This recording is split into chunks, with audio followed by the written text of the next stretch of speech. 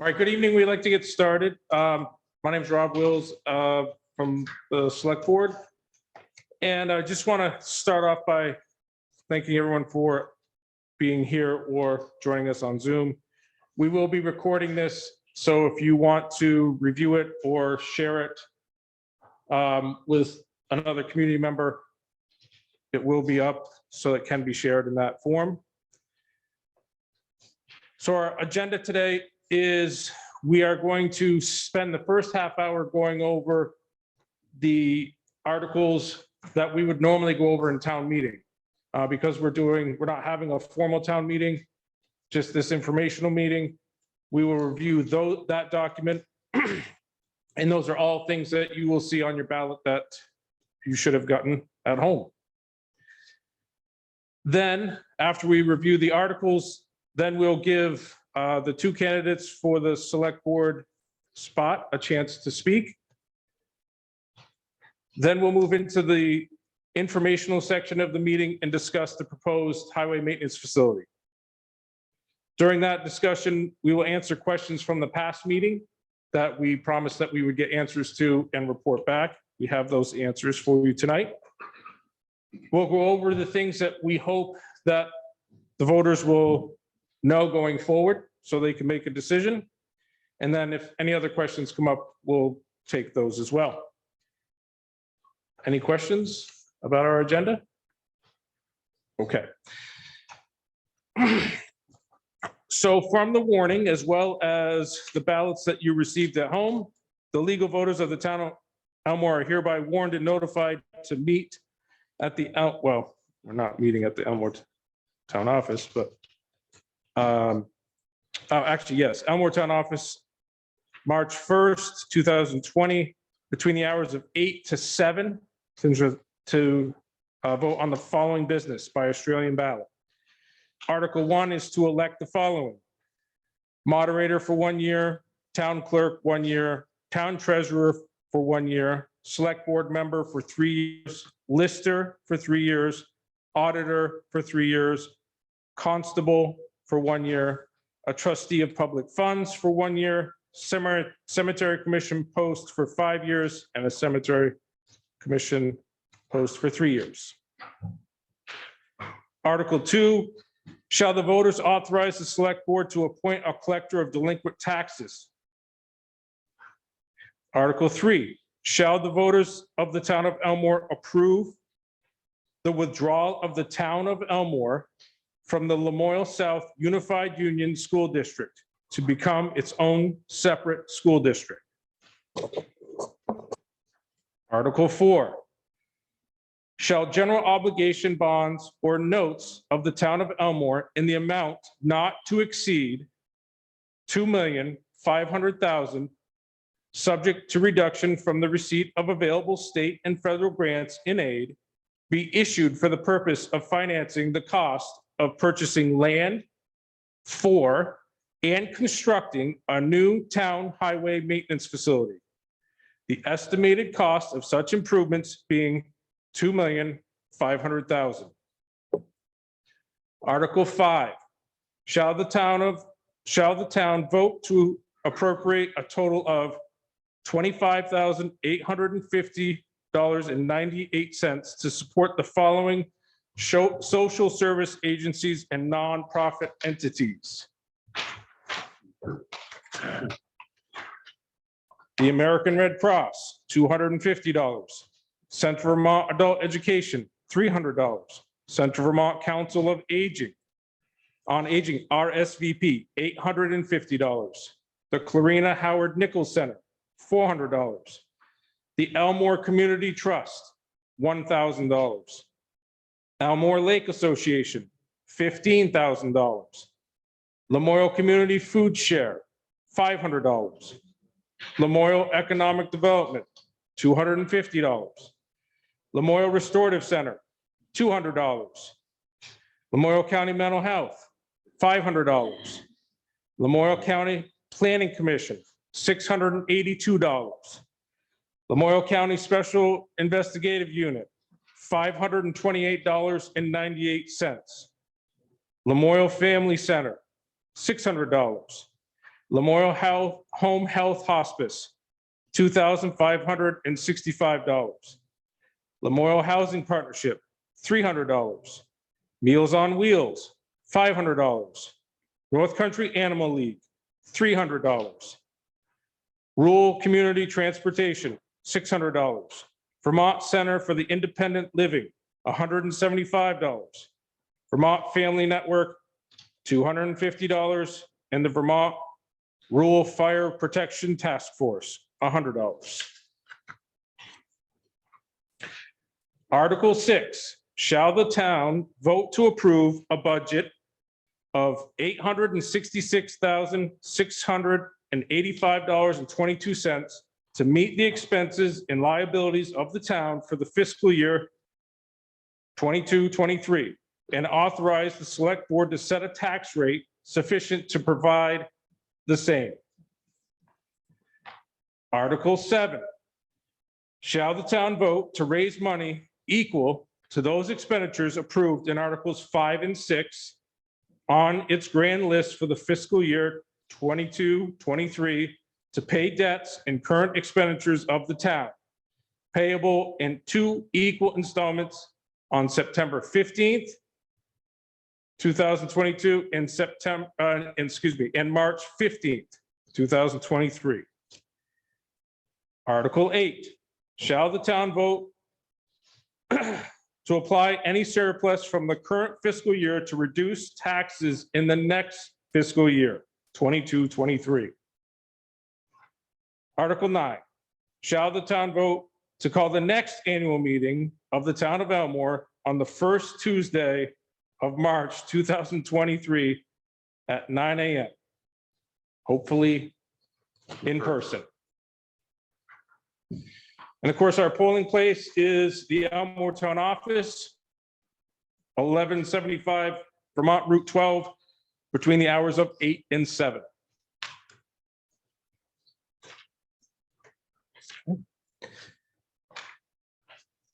All right, so those are our articles that we are asking our voters to vote on via Australian ballot, and to put those ballots, either bring them to the town clerk's office prior to or on Tuesday.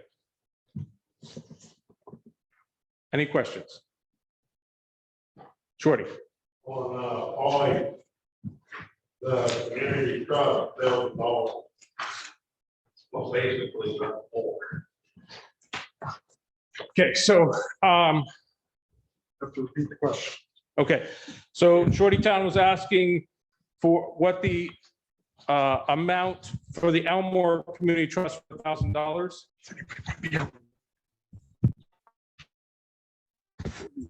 So it's part of normal procedure that people would come to us and ask for a donation. There is no limit. There is no formula. We have certainly talked about that at previous town meetings, whether we wanted to do that or not. And it was basically from the floor, people said they didn't feel like that was necessary. But it doesn't go just to the store. It does not. It does not just go to the store.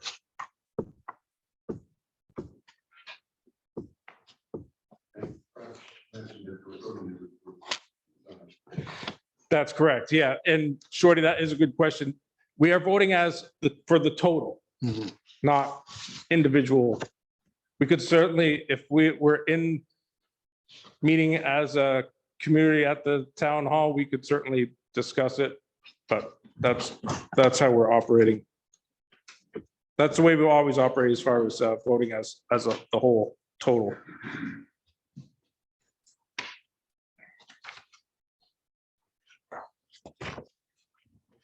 So for discussion on full articles, or we do that later?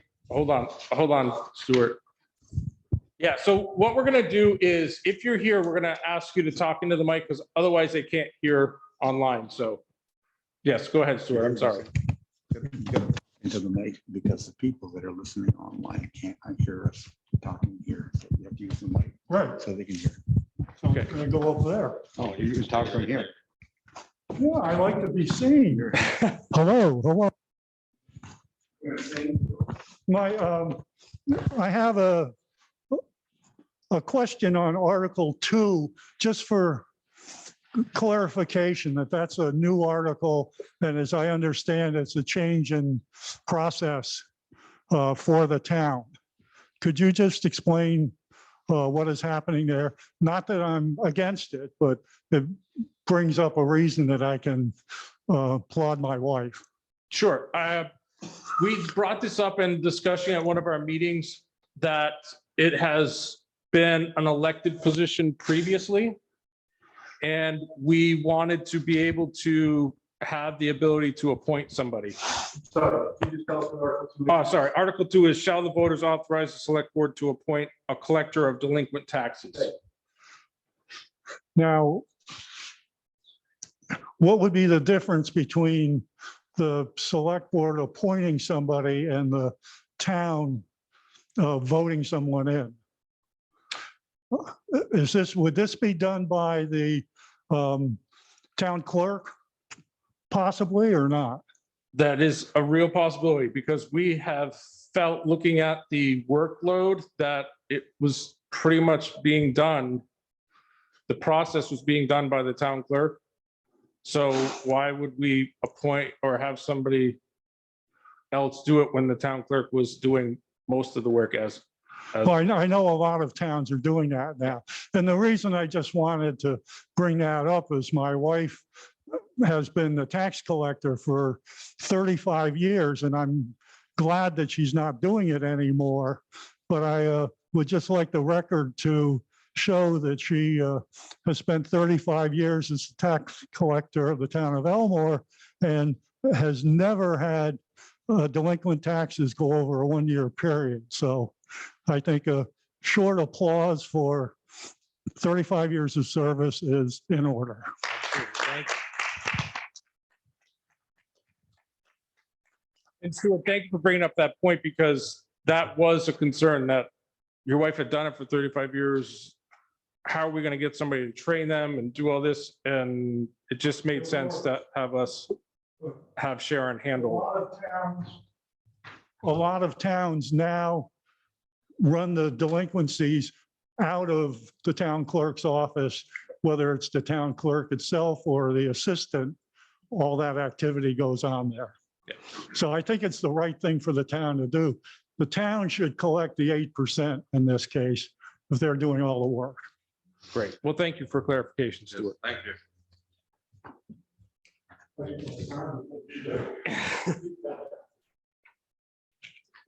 Okay.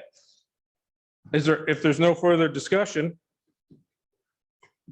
we would now like to call our two candidates for the open seat of the select board. And so we have two candidates. We have Don Valentine and Warren West. And we'd like to call Don Valentine to come up first. And if you could come up to this first microphone, that'd be great, Don.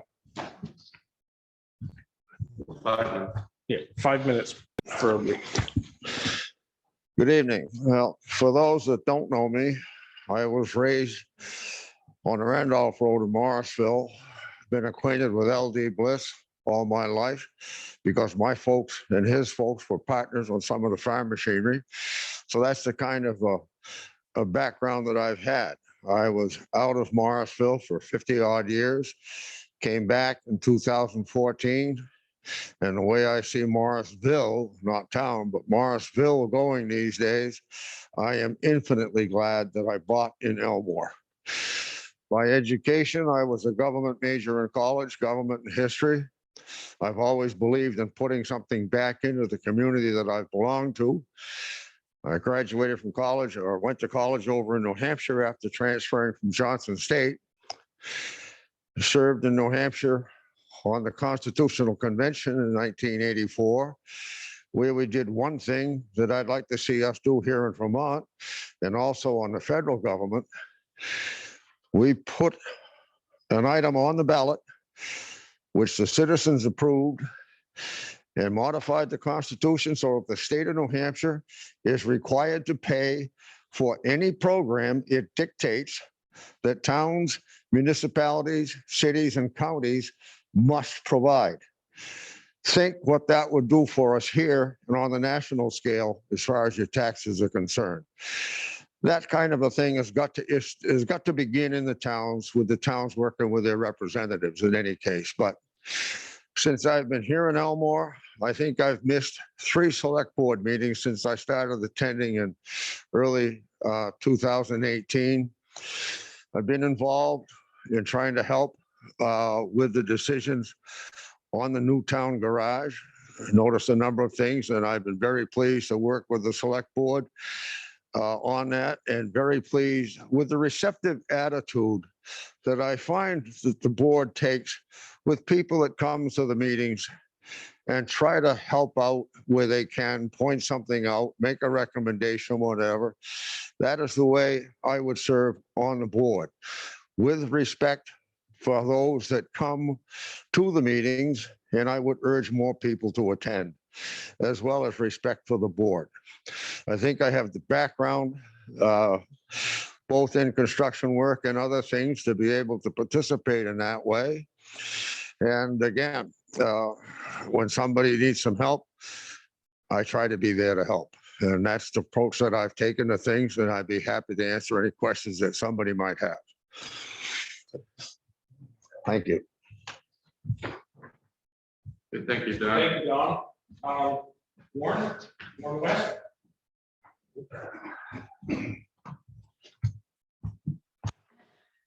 Gotta be able to see, Warren West, I think a lot of you know me by now. I've been up here a couple times now. As you may know, my wife and I moved to Elmore in 2000, raised both of our children here. My wife works in town. I spent the last 20 years on the road, if you will, being in the healthcare administration, and the last 20 years being the CEO of small rural hospitals. I had the distinct pleasure of, for 6.5 years, of being serving the team at Copley Hospital. A little bit about my background. I have an undergraduate degree in public service administration, which is really all about town and county government and management of those. I have an MBA in corporate finance. And I think in the role of CEO, I had a lot of hands-on experience in the areas of personnel management, budget and finance, strategic planning and implementation, construction planning and building supervision, partnering with community organizations, working with school boards, working with state legislatures, capital financing, and team building. I think all these skills that I can bring to the role as a select board member. What do I stand for? Well, through my work experience, I want to bring to the role what I consider my strength, which is really being fiscally conservative in approach to anything we do. I will ensure that voters and citizens get detailed plans of what is going on in their town, so they're not surprised about stuff that may show up on a ballot. In developing large capital projects, I believe citizens should be involved all the way through these projects, so they understand options, they understand why, they understand how, and they understand all the options that were considered before anybody is asked to take a vote. I think we all need to be fully transparent, which I think the select board has done a very nice job doing so far as I can tell. I think the other important piece that I want to bring to the table is hearing all sides of the debate. No matter what it is, we need to hear from everybody. We need to solicit and not just wait for people to come to us, but we need to reach out to the community and solicit their input in a far greater way than I think we do now. Because we need to hear from what people are thinking. I think once a decision is made, then I think it is the role of a public servant to support the majority, no matter how vocal we are about our personal perspective. Once the majority has been heard, it is public servants' role to support the public in what they wish for their town.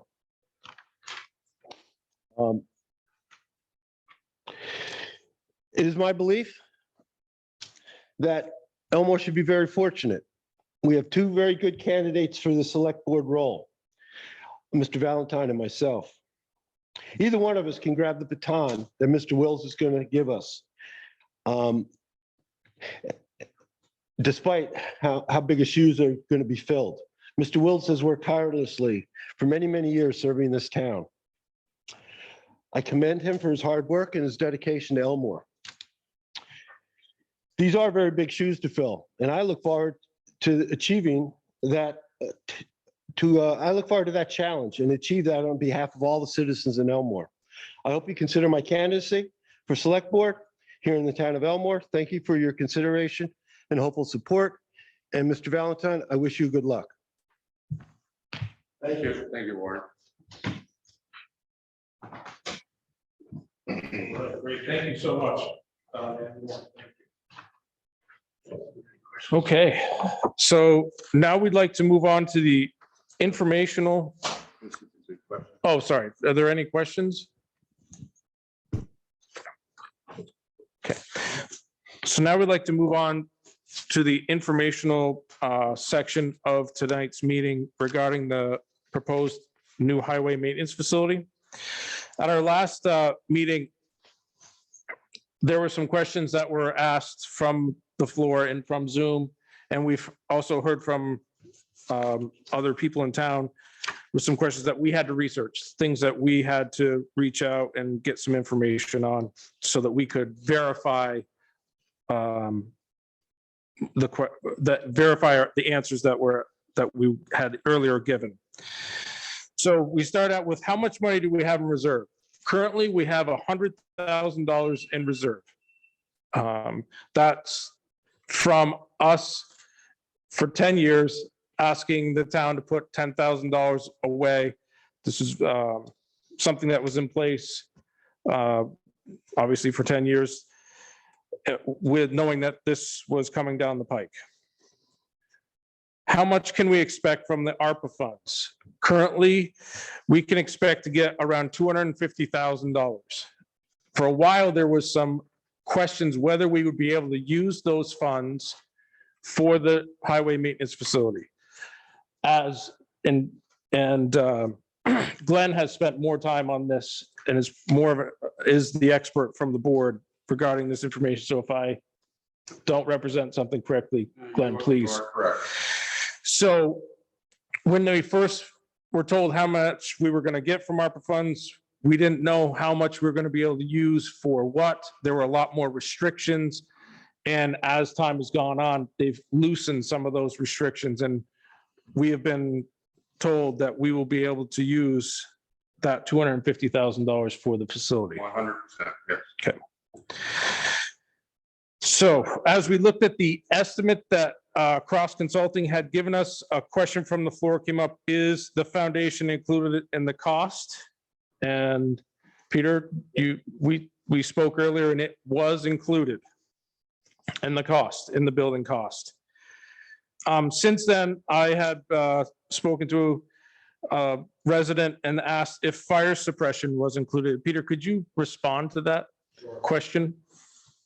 So your sprinkler system, You're sprinkler good. system is not included. So by code, depending on construction type, you're allowed up to a certain square feet. This one is proposed as a wood construction, which would limit you to 9,000 square feet. Though there is a section of the code that if there's a service bay, irregardless of construction type, you're limited to 5,000 square feet.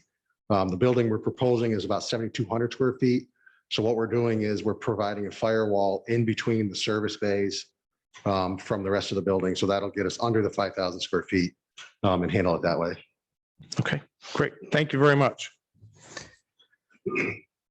From the floor of our last meeting, the question came up: how long will it take if the project is voted down? How long would it take to get us to be able to revote again? We got confirmation from Sharon that it would take 60 days to do that. So there's also for people who are here and for the folks online, we put together an FAQ document, frequently asked questions document. So all of these questions are there, plus a few others that have been submitted. I think one thing to note is we may be able to turn around and revote in 60 days, but I think the select board would want to solicit feedback and understand why it was voted down, what the parameters are, what people would rather see. I don't think you'll see us resubmit immediately the same plan. It would make more sense for us to really understand Warren said this earlier. You have to seek to understand what the concerns are. And we've had a few different concerns expressed about whether it's budget or will we spend the entire, would we be obligated to spend the entire $2.5 million and many questions like that. So I think we ought to walk through, make sure we've answered questions. I'd ask that you guys who have attended these meetings and folks online ask questions so that we can get answers to these questions and have them made available to the public so they understand exactly the details that they need to make a decision.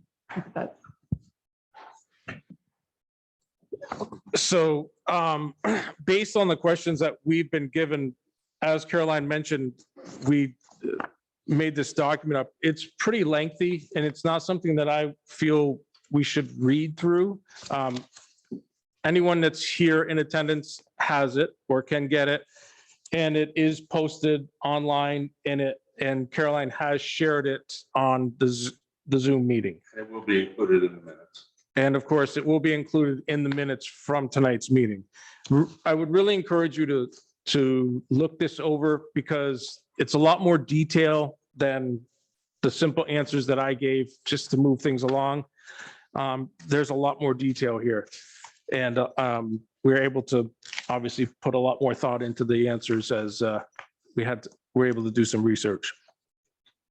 We do have a question from online. So when you're ready, Okay. then the answers that we have. We'll take questions. The other question that came up was, could the town get a variance for the 6% coverage?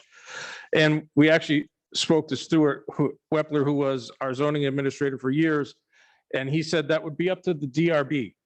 So we could submit a proposal to the DRB and they could possibly give us, it would be under conditional use. So that is something that we will have to look into. So I think, let me see if I've represented this properly and Stuart's here so he can tell us that we could bring this to the DRB and ask them when we're ready to apply for our construction permit and our permit for the land. Would they grant a conditional use permit that would allow us to have greater than 6% lot coverage? So we can do that and the DRB could grant that. And it would not require a variance. So a variance would be something else that the DRB could grant. I don't think based on what Stuart shared with us, there's not a big track record for the state Supreme Court upholding variances that are passed by towns. So we may want to approach that with the DRB differently. But that is something that the select board could do, is go before the DRB. And just for clarification, that is to allow us with greater lot coverage to not be obligated to purchase the same number of acres. Right now, it's 18 acres that we're required to purchase based on the 6% lot coverage. So if there's a variance granted, the select board could then, with approval of this article, the select board could then make a decision to purchase fewer acres. But we do have a memo of understanding with the seller, and we would want to do that very quickly, right? Because we have a memo of understanding to purchase 18 acres.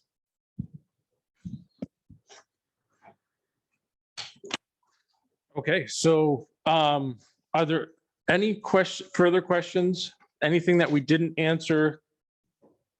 And then we'll have. Yeah, and then we'll also take questions at the very end as well. So, Mark, you have some questions or a question? On your minutes from the last meeting. Oh, Mark Cody. One of the question number 12, where did the money come from to purchase a temporary building sand shed? And you're going to research that to see. where Okay. it came from. Yes. Yep. So we did. So currently we have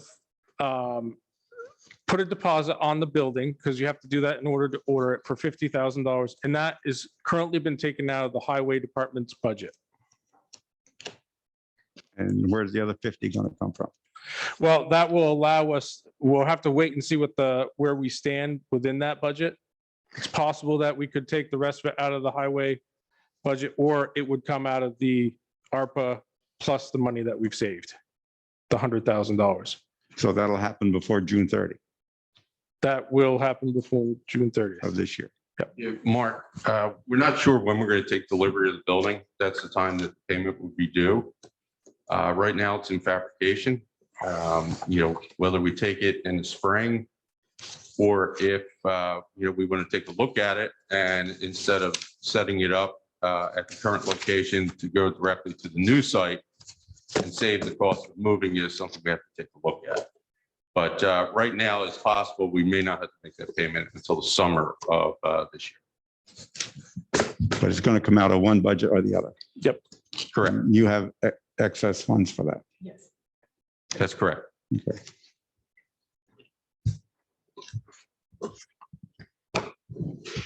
So there's a question online from Colin Reynolds. Have any of the reserve funds, the $100,000, that I think he means the reserve funds for the building, already been spent? And how has the exploratory and preliminary engineering been paid for?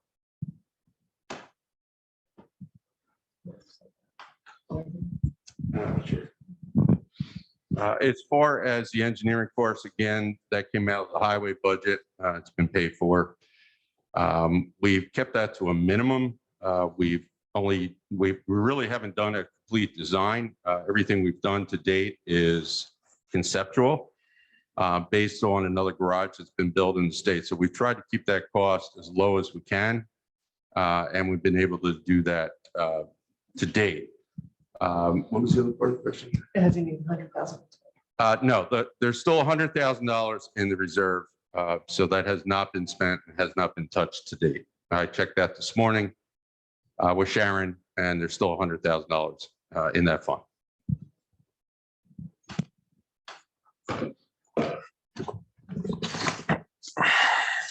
Any questions from the floor before we continue? No more on Zoom? Okay.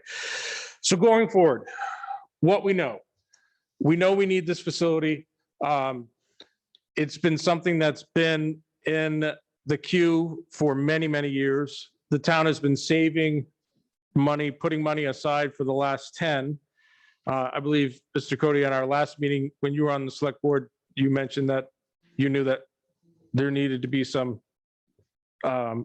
work done for a new facility. So we know we need this. It's not a question of need. It's a question of how much. So we just want everyone to realize that, yes, we're asking to spend up to 2.5, but that is not where we want this to be when we're all said and done. We want to see this budget come in less. We want as much involvement as possible. I've been very encouraged with the emails that I've gotten from taxpayers to ask questions. I think they're great questions. I think they're well thought out. I think they bring up some really good points to have us consider. And we don't want people to okay, so we vote on this and then they think, okay, now we're just going to spend this and we just need to move on. We want as much involvement as possible from the community. Peter's given us a conceptual drawing that is very conceptual based on a project that they did in Montgomery. When we start the actual design and we start looking at specifically the amount of acreage, that's going to drive the price. So we really want people to be involved. We want people to know that it's all of our tax money That's the beauty of the select board is you're not spending other people's money, you're spending your money. We are very fortunate that we have a road commissioner and a highway foreman that is very cost conscious, is very aware of the bottom line and works very hard to work in a way that keeps us in line with those prices. The one thing that I have been saying since we started this discussion is we ask that the community look at this as a long-term project, much longer than the 30-year bond, hopefully 50+ years. And we need to think about this being economically responsible. We have a lot of projects in Lamoille County that were done in a manner that we're redoing, that people in the community spent a lot of money on, and they weren't thinking long enough term, or they had to do something, so they modified their plans so much that now they're redoing them. Last meeting, I talked about when I first moved to Lamoille County to teach at Morristown Elementary School, the big topic was the bond vote. We've got to do all this work to our schools. Well, they whittled and whittled and whittled on that bond until the point it finally passed, and the school district is still doing the things that were in the initial bond at an expense at least 40% more than if they'd done it the first time.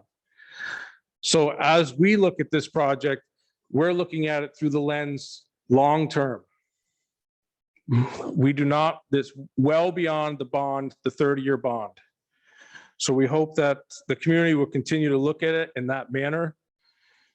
We want, as much as I continue to say, and as Glenn and Caroline and I have been talking about for, well, years now, we really want this to be a project that the community supports and understands that they had an opportunity to be involved in the process.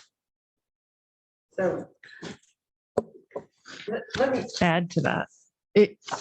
We aren't starting with community involvement now with the vote. I wouldn't want people to hear and say, well, wasn't there community involvement for the last 2 years that we've been researching this? We've had local consultants, and I'll say one extremely important consultant that we immediately asked to participate in this was Mr. Burley, Bob Burley, who was also on the select board for more than 10 years.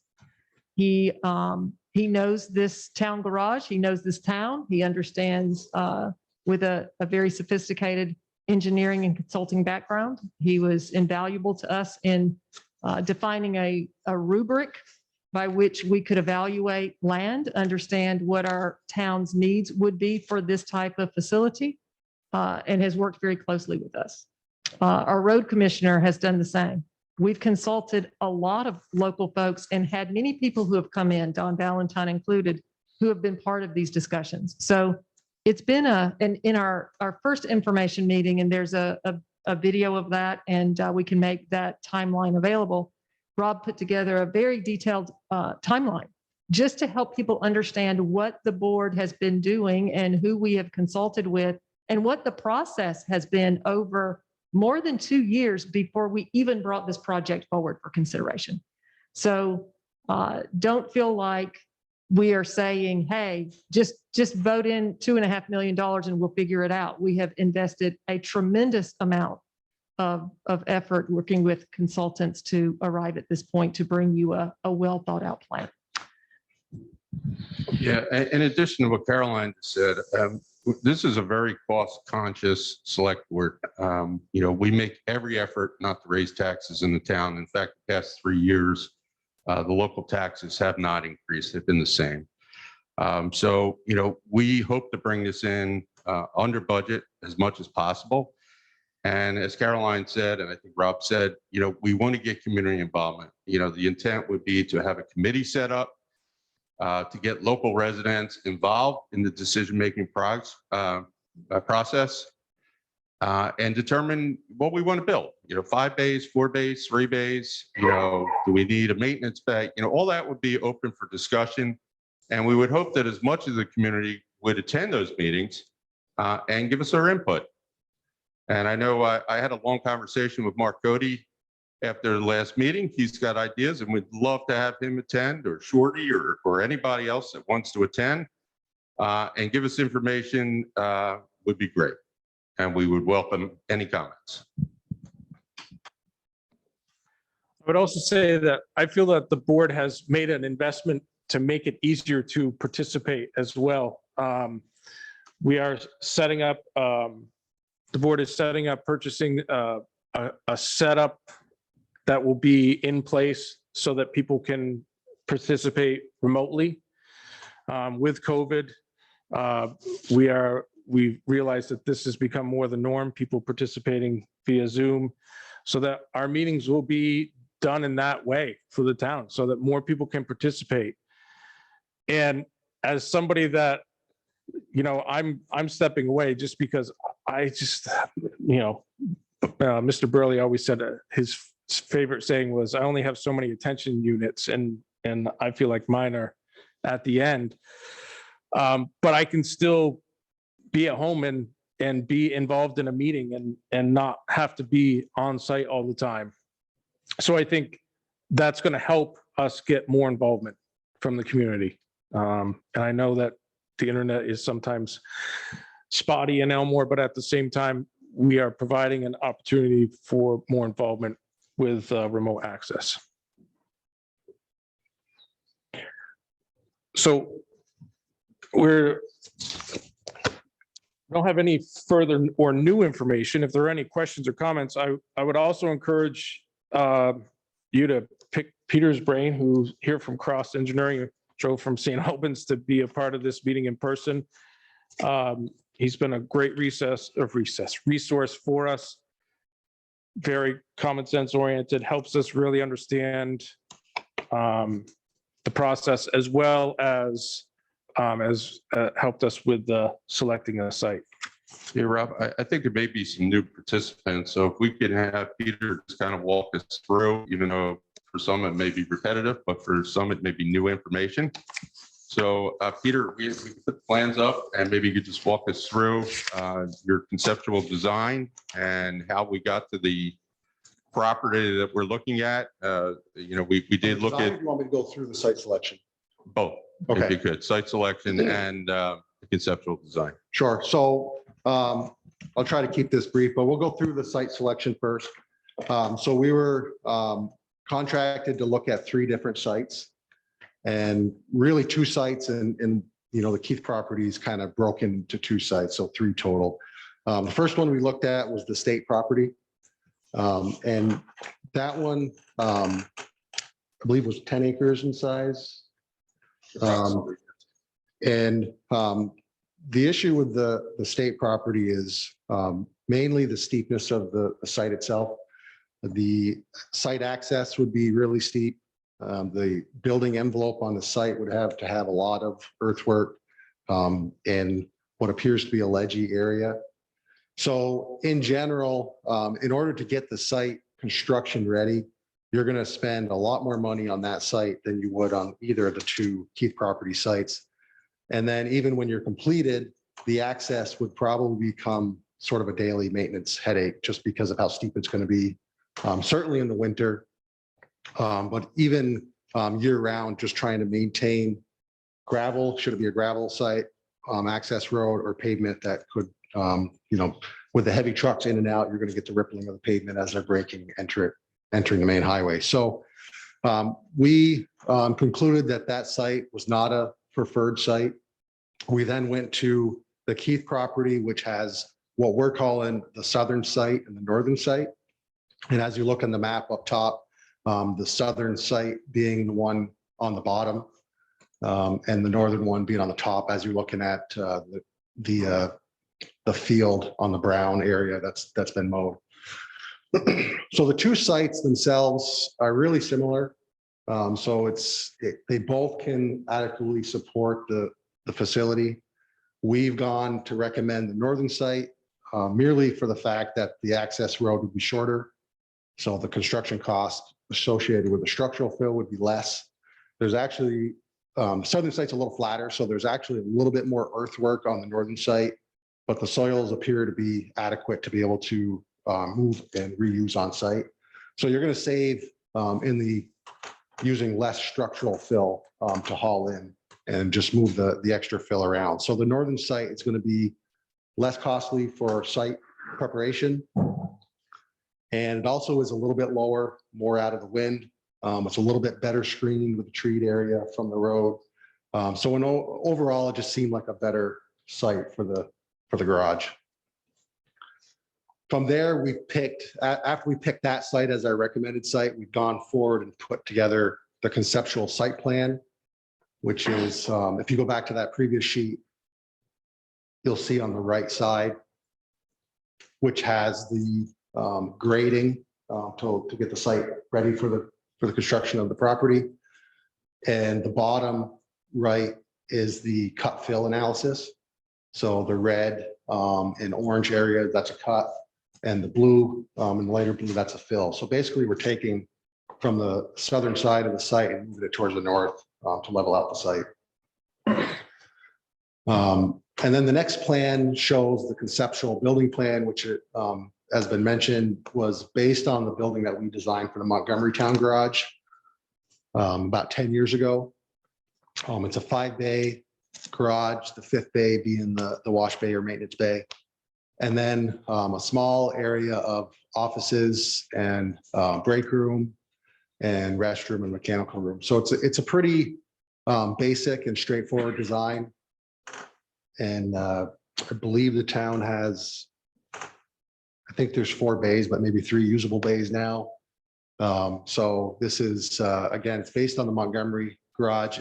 And we're showing 5 because, just as looking into the future, as well as, adding a 5th bay now is going to be cheaper than adding a 5th bay later. So that's the way we're showing it right now as our recommendation to the town. And that's pretty much it. If there's any questions, I'm happy to answer it. That last view in the bottom, that's a rendering of what it looked like from the main road. And as you're looking at the site, we have the offices on the roadside. So any visitors or that's the parking lot and that you see in front of the roofed covered walkway. And then, should the town ever need to expand in the future, you'd go off the backside and continue into the site with more bays if it's ever needed. Does anybody have any questions? Mark?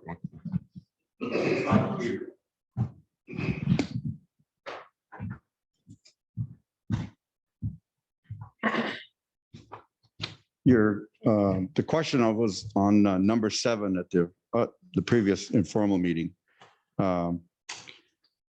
The question was, as a follow-up to the previous question, do we need to store all equipment inside during the winter?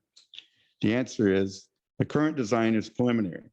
Final designs regarding the number of bays will be made during public meeting once the design is complete and pricing is received. Well, you don't put something out to bid with a final design and then see if the pricing meets your needs. You need to put it out to bid knowing what you want to build, because you put it out any other way and you open yourself up to a big change order if you want to change your building. So build what you want to build when you put it out to bid. Okay, if I can respond to that, Mark. Before we put it out for bid, we're going to have this committee set up to determine exactly what we want to build. Number one. So I would hope that, by the time we're putting this out for bid, the community has been involved and has made decisions as to what we want to build. As far as whether we want to add a bay or deduct a bay, I think we would put out as part of the contract would be an add or deduct for a bay or something like that, if that's determined by the committee that that's what we want to do. So we would get a price for whatever's determined to be the size of the building. And then maybe we can have an adder for the contractors to bid for an extra bay or, to deduct the bay from the lump sum price. So that's all to be worked out. Again, we encourage the community to participate so that when we do put it out for bid, we know exactly what we're looking for. And just to give you a perspective on other garages in town. I own Blow and Cody Incorporated. We've been in business for 75 years. Our garage is 40 by 60. It's a 3-bay garage. We have 10 10-wheelers, 6 loaders, 4 cranes, 3 compactors, 4 large track excavators, 2 rubber tired excavators, and a full-time mechanic in a 3-bay garage. You really need to look at how big your shop is. Because under the new trucks that you get today, we can't even work on them. We have to send them to the dealer. And I don't think that the town has a mechanic to do brake jobs, to do engine rebuilds, or to do transmission rebuilds. We do all that in our shop. And so I'm looking at it. 3 bays is a big shop for the town of Elmore. Thank you. Okay, well, once again, Mark, we encourage you to participate, and hopefully you will be on the committee to go through this, and we value your opinion.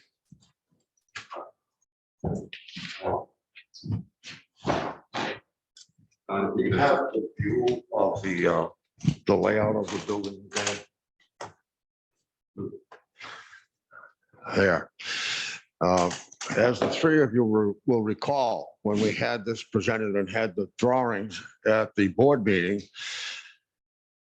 the original conception was the offices and such were on the far end of the building. And I asked why that was the case, because that way the only way we could add on would be down toward the road, toward Route 12.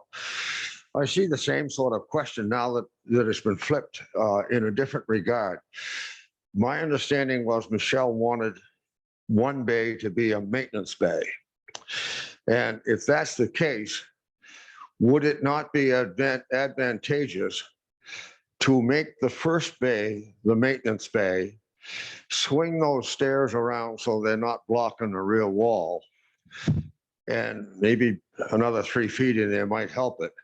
But that would allow you to use the entire upper area as a storage place for parts and such, tools that are not needed immediately, and have them right there by the maintenance bay, and the most advantageous layout that we could do.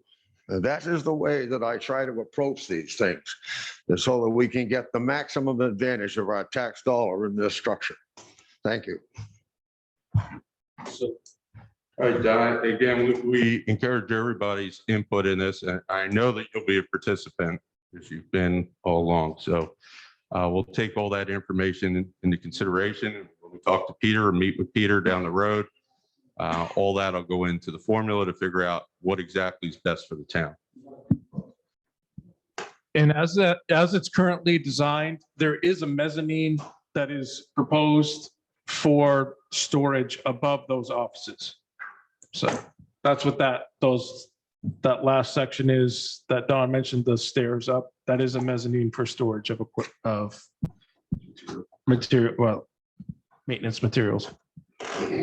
So I'll come back and just say a similar thing again, that we went through a process over the last couple of years of defining what we needed in this facility. We didn't take the Montgomery building as it sits. We didn't take the garage that we have as it sits and recreate it. We actually went out and got a consultant to sit and talk with us so that we could rank what was important to have in the facility. And then we shared that with Cross, and we looked at other buildings, visited those buildings, didn't just look at plans, but actually went, talked with the road crews in those towns, asked them how they decided what to put in those buildings, what type of maintenance they needed, what their equipment capacity was, how they used it, what they wish they had done. You know, I really appreciate, Mark, all that you shared with us. When we bought our first tractor, as we were walking out of the dealership, I said, what brings people back? And what's their biggest regret when they buy a tractor? And he says they wish they'd bought a bigger one. So I think that all of these inputs will be great to help shape the preliminary plans that we already have. I just don't want people to walk away from these meetings when we say we're going to put a committee together and we're not starting from scratch. We'll at least have an outline of what we believe our research has told us that we need so that we can reshape that. We can talk about that. We can think about what that means, right? We do have a question online, and I want to get to a couple of these that we have. One about the school vote. I'd like to hold that one just for a moment until we can finish talking about the garage, and then we can come back to that one because it's tied to the garage a bit. One of the questions is, what is the impact on our taxes of the $2.5 million? We did answer that, and I'll take this one. I know you guys have been answering a lot of questions. So with the board requesting the authorization of the spend up to a maximum of $2.5 million, if that was the entire cost of the project at a 2.125% rate, which is what we've gotten for the, yep, 2.125. The maximum impact would be 7 cents. So that's $70 per $100,000 of valuation. We feel confident that with our reserves, we're already going to offset part of that request. We think based on our final configuration of the building and the construction that our $2.5 million does include a 20% buffer, just to understand based on what was quoted, what happens if construction costs go up, what happens if bidding goes up, if things change. We did include a 20% overage estimate to allow for increases.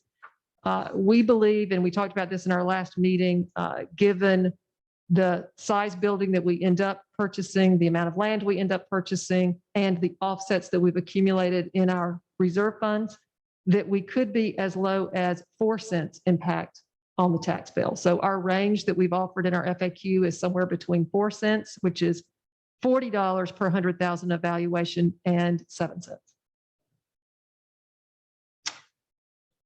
Are there any other questions locally, or do I go? That was Heather Cushane.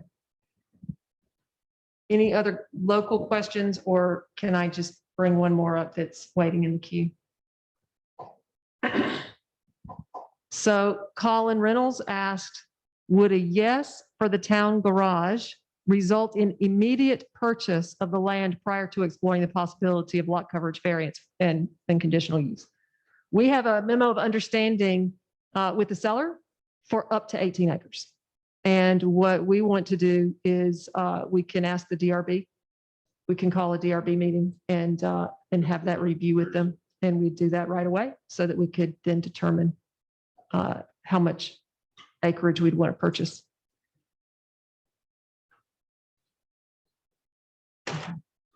Anything else? Didn't want to interrupt. Or you have any other question? So Mark, did you have another question? How many acres do you think you need as a minimum? How many acres do we think we need as a minimum? I think Peter has. Before you started doing lot coverage, Peter, what did? I don't know if we put that in, but I mean, you're probably, just based on where we're moving based on where we're putting the building to get back behind where it opens up and behind the residence, it's on the front, kind of hide it a little bit. You're probably looking, just based on looking at the map itself, about half of the 18. That could be kind of condensed depending on where we put the outdoor storage. We're kind of showing it a little bit further to the east. on this map. So we could, move that around on site to make better use to kind of condense it. So I'd say you're probably minimum in the 6 acres. And then 10 acres would be plenty. So it's probably somewhere in between. I think one of the things that we also need to think about is the storage of materials, not just materials that we're using, but materials that we excavate. That is something that towns are having to deal with, and it's been very difficult with the knotweed, that you can't just put that anywhere. That we have to be able to have enough room to store excavated materials. So that will be a determining factor in the size as well. Yes, Shorty? What's the price per acre? That's still negotiated. We're still negotiating.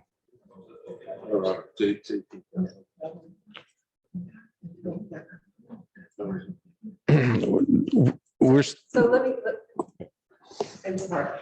It's not, we're not trying to be elusive about it. That's part of executive session that we decided and we negotiated with the seller. We feel like that we lumped it in to the total price so as to protect the town's ability to negotiate. Should this fall through and get voted down, we are trying to hold some of the details about our negotiations separate. So we have not made that public, but I feel comfortable in saying we have worked with the seller and they have worked very closely with the town to negotiate an extremely positive per acre amount. There was another question about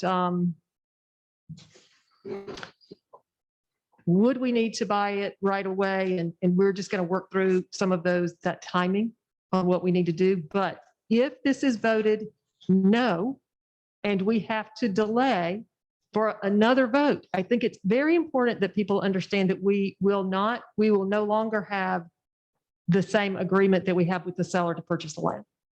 So they signed an agreement with us to allow us to go through this vote because we, as a select board, cannot make the decision to purchase that land independently. And we wouldn't want to purchase land independently without a total project. It wouldn't make any sense for us to do that. But if this does not go through, the seller is no longer obligated to make this land available to us or at the price that we negotiated. And that's something that's very important. And for the people who didn't participate in this meeting before, we looked at 28 sites that could be considered for this project. And those acreages ranged. I think when we started looking at available land, we ranged from as little as 5 to 6 acres to larger parcels, right? We approached owners of land that was on the market for sale and owners who had not placed any of their acreage and made it available. We called all of them, and all but one denied the ability to, or denied the town selling any of their property to the town for this project. So if there are new landowners in Elmore who would be interested in partnering with the town on this project, that would be terrific.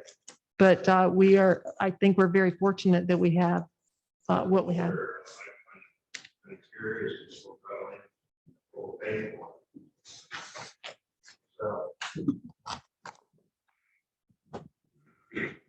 Shorty, I certainly understand that and respect that.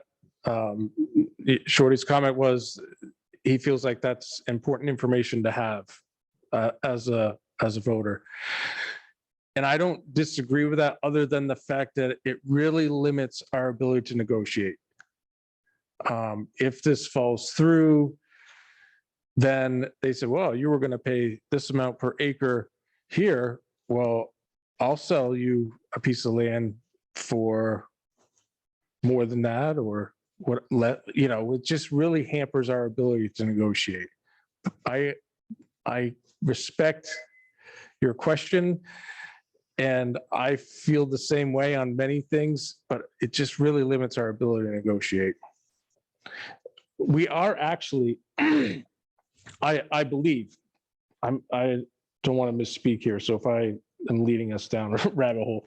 But I believe the select board does have the authority to purchase with real estate sales are one of the things that the select board does have authority to do. So it's not like we're acting.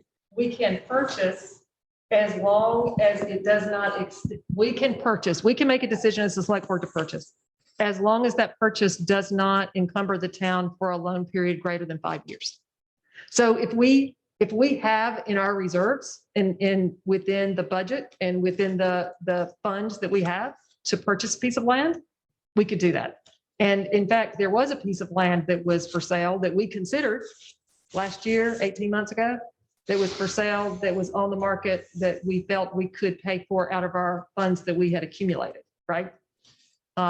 We did not do that. We would not have had to go to the voters to have permission, to be able to do that. We made a decision not to do that because of what we felt was going to be a very significant site fee. What do you call that? Right? It won't come- Excavation. Thank you. Just preparing the site for us to be able to use it was going to be a large amount of money. So we're trying to look at it from all perspectives, right? Not just the per acre amount, but also what is going to be involved in making that site usable. And I think that, Peter, you went through a little bit of that, but when the engineers evaluated the 3 sites that we brought forward, one was potential through a swap, right? We have a landowner who was willing potentially to swap land with the state park, but that land wasn't deemed to be land that was going to be more expensive for us to prep and actually create a site there for the garage than what we would get from someone potentially giving us a very attractive purchase price. So we try to balance all of those things together.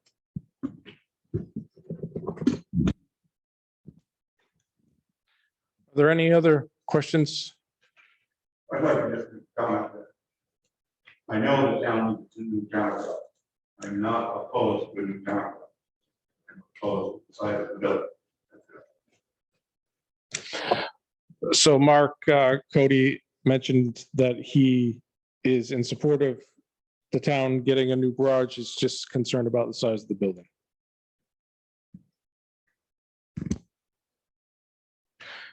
Any other questions from people online?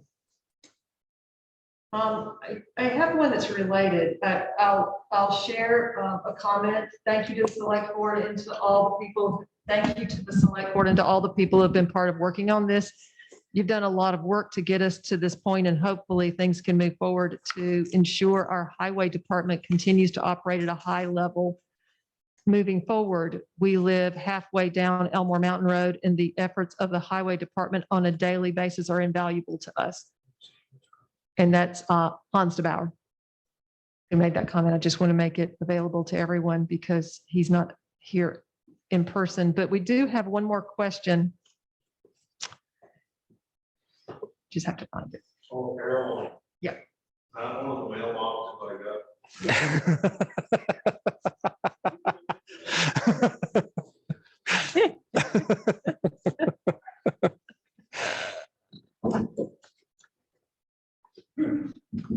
I know. Okay, here. I knew that there was another question. This is from Bob Burley. Would the LSSU withdrawal, should the LSSU withdrawal pass, what would be the process of nominating a temporary school board? And is there room in the proposed budget for the costs associated with a withdrawal? Sure. Sure. The town has not made any preparations financially for the withdrawal from the supervisory union. If you're following what's happened, the unified union, yes, the unified union, sorry. We have not made any budgetary preparation for that. And I think you'll find that that's true in Stowe as well. If you've been reading the happenings of Stowe and their process, I believe their town manager has said, until we know what's happening, we're not making any financial plans. So. And what was And the, the process for nominating a temporary school board, we did cover that in the school news information. so the process for nominating new school board members, well, that was up in the air. There was nothing prescribed. It was just stated that it would, that there would be a process, but it was nothing that was prescribed and had not been something that the select board has discussed.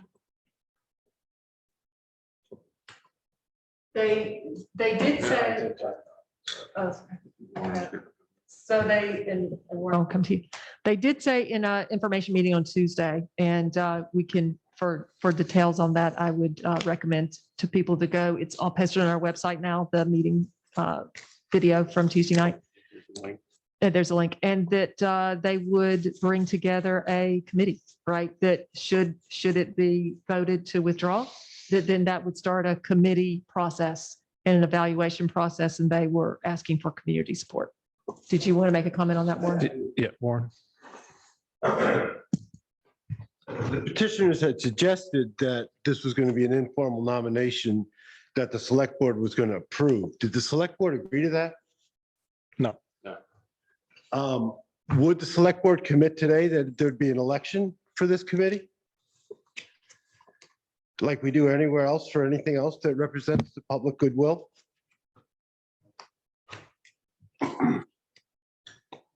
Well, I'll say, I don't think the select board knows or has worked in any way with the superintendent's office, the school, the state, to even understand what the process is there. I can't say that it's in the select board's purview necessarily to hold an election of new school board. We haven't even had that discussion. So unless you guys have a different perspective on that, we haven't even had a discussion about this, Warren. So, but if it's town activity, trying to meet the public's needs, doesn't it make sense that it would be an elected position, not appointed? I don't think that the board suggested that it isn't appointed. I think you're bringing what you heard from the petitioners and you're asking us if we would have a position on that.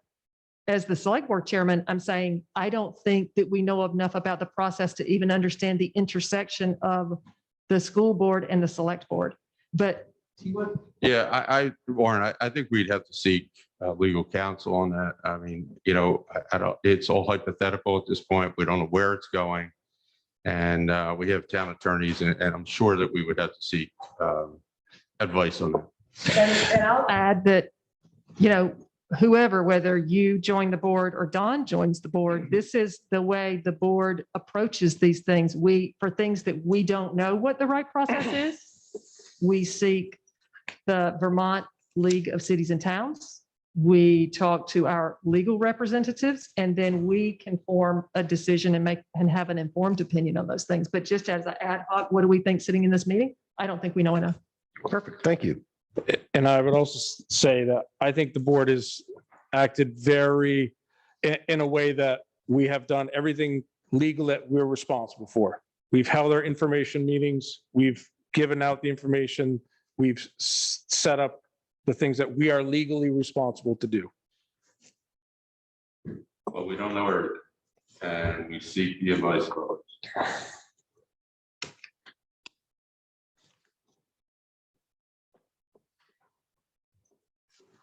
So if we don't have any other questions, We're looking.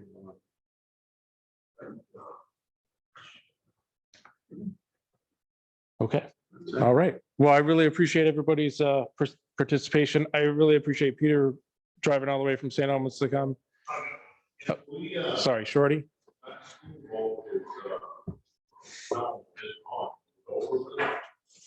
No. We gotta go through this again. No. Stuart, you might know this answer better than I do, but I believe that a question can come forward to the town once every 12 months. And once that vote has taken place, a revote can be requested on that vote, but it can only be requested once every One revote per. per Calendar. calendar year. Yeah, Yes. per calendar. Yeah. year. Yeah. So this is the revote of the vote that was held, and you can only do that one time. Now it's it until we have next year. another town meeting where we can have a petition. Yes.